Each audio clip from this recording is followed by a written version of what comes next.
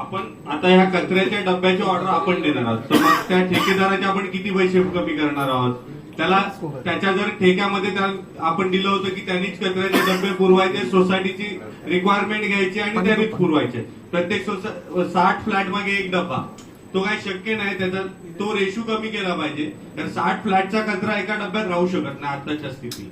त्यामुळे त्याला आपण किती त्याची कॉस्ट कटिंग करणार आहोत आणि ते कशा पद्धतीची वसुली होणार आहे. म्हणजे काय महापौर साहेब काय होणार माहितीये का, तो ठेकेदार आहे ना जाणार पुन्हा कुठेतरी स्टे घेणार आणि तो सांगणार की बाबा कचऱ्याच्या डब्याचे पैसे तुम्ही भरलेत ना, आपण डबल. तो आता स्टे घ्यायला गेला ना, प्रशासकीय राजवट नाही, काम फिट करून टाकू द्यायला.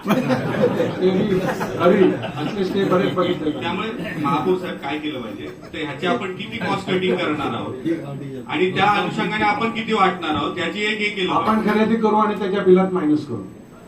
त्या व्यतिरिक्त आता जे 150 डबे दिले त्या व्यतिरिक्त त्याला एकही रुपया पुढच्या डब्यासाठी द्यायचा नाही, हे आता ठरवलं पाहिजे. नाहीतर तो काय सांगणार, महापौर साहेब आहे का आपले फार अधिकारी दिवे लावतात ना, त्यामुळे ते काय सांगणार नाही ते काही उत्तर देत नाहीत ना लवकर. मला दिलंय 2 दिवसात तुम्ही डब्यांना दिले नाहीत तर तुमच्यावर कारवाई करायला, तर 200 दिवस व्हायला आले.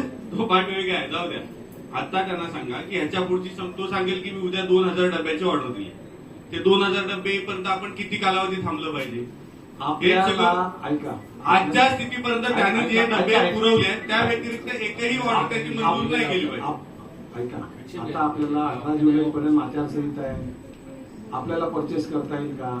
नाही, बरोबर आहे.